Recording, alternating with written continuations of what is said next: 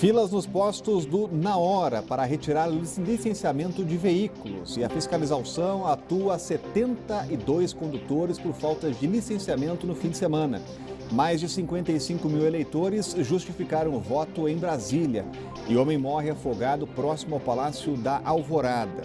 Uma árvore cai sobre 2 ciclistas perto do Ministério do Planejamento. Os fatos da política, do DF e do entorno que você confere a partir de agora no Band Cidade, primeira edição.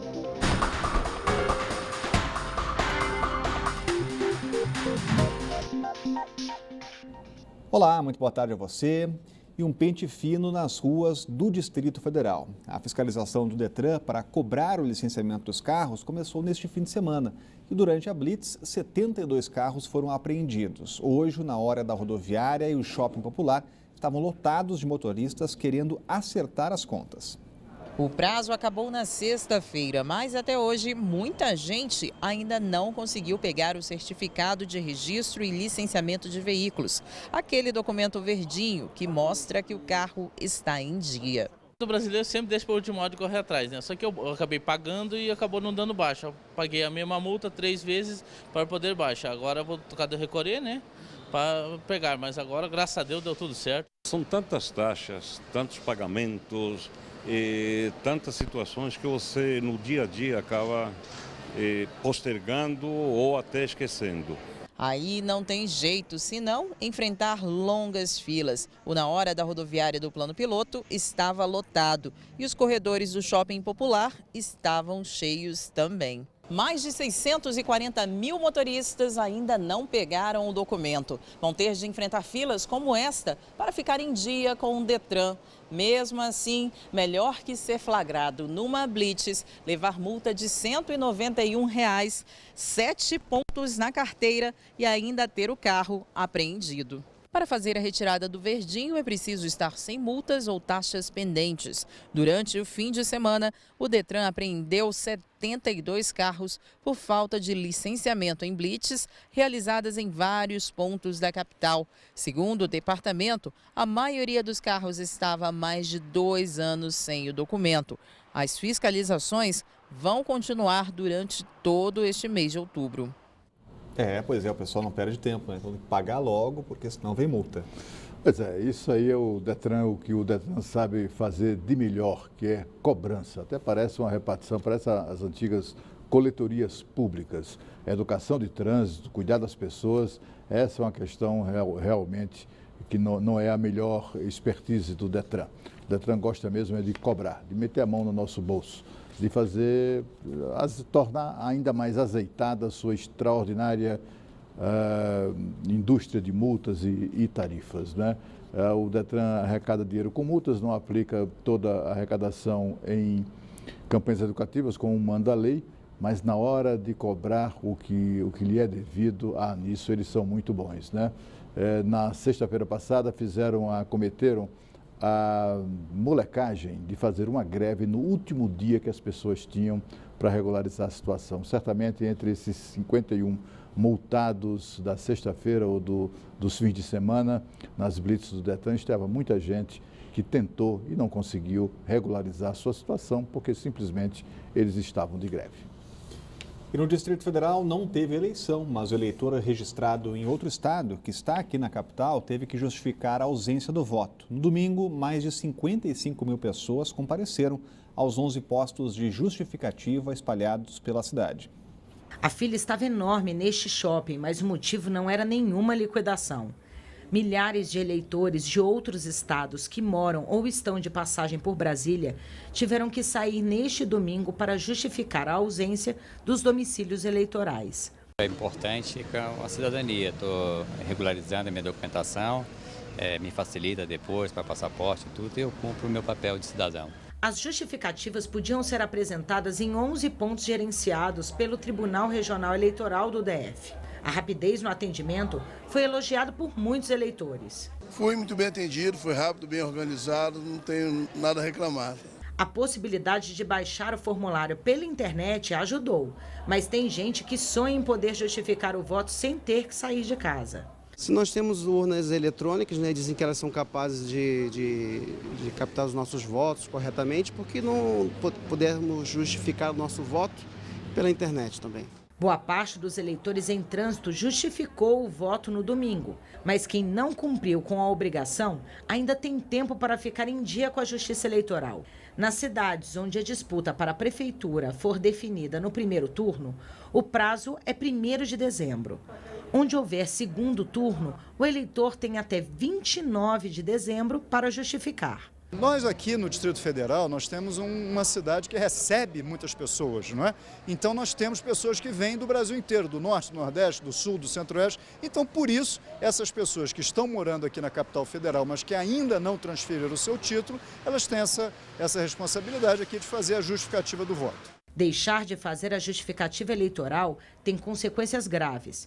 O eleitor fica impedido de tirar passaporte, de participar de concursos ou concorrências públicas e até mesmo de receber o salário caso já trabalhe no serviço público. E você deixou de justificar o voto ou ainda está com dúvida? Então o eleitor pode se informar no site do tribunal. O endereço é o www.tre-ifndf.jus.br ou no Disque Eleitor, basta ligar no 3048 4000. E as votações ocorreram em clima de paz. A declaração foi do presidente do Supremo Tribunal Federal, aliás, o Tribunal Superior Eleitoral, Gilmar Mendes, que já foi presidente do Supremo também, ao fazer um balanço do primeiro turno das eleições de 2016. Quem traz os detalhes ao vivo é a Renata Dourado, que acompanhou, né, Renata, a comando da eleição aqui no TSE. Boa tarde. Pois é, Rodrigo, muito boa tarde para você, para o Cláudio Humberto, uma excelente semana para todos que estão aí nos acompanhando. Então, como você bem disse, né, o presidente do TSE considerou aí essas eleições foram tranquilas, né, e de fato foram. Então, ele divulgou alguns dados. Por exemplo, 4.440 urnas tiveram que ser substituídas, isso, claro, nível nacional, que significa 1% das urnas, né, um número bastante pequeno. Não houve votação manual. Esse segundo turno, no dia 30 de outubro, vai acontecer em 55 cidades, sendo 18 capitais. O presidente do TSE, ministro Gilmar Mendes, também nessa coletiva aí, ele divulgou o número de doações, o valor, na verdade, que foi doado aí aos candidatos. A gente lembra que este ano as doações de pessoas jurídicas, ou seja, de empresas, esse tipo de doação está proibida. Então, o total foram doados aí 2 bilhões e 400 milhões, um número bem inferior a 2012, quando foram 6 bilhões e 300 milhões. Disse ainda também que o custo das eleições foi de 650 milhões de reais. Cada voto, para a gente ter uma ideia, custa aí R$ 4,50. Com relação à segurança, 25 homens e mulheres das Forças Armadas ajudaram na segurança de 498 municípios em 14 estados. As ocorrências consideradas mais graves, digamos assim, ocorreram em São Luís, quando na madrugada de domingo foram lançados 3 coquetéis Molotov em 3 escolas, mas todos estavam desativados. Então ninguém ficou ferido, não houve também nenhum tipo de prejuízo. Em geral, o índice de abstenção, Rodrigo, foi de 17,5%.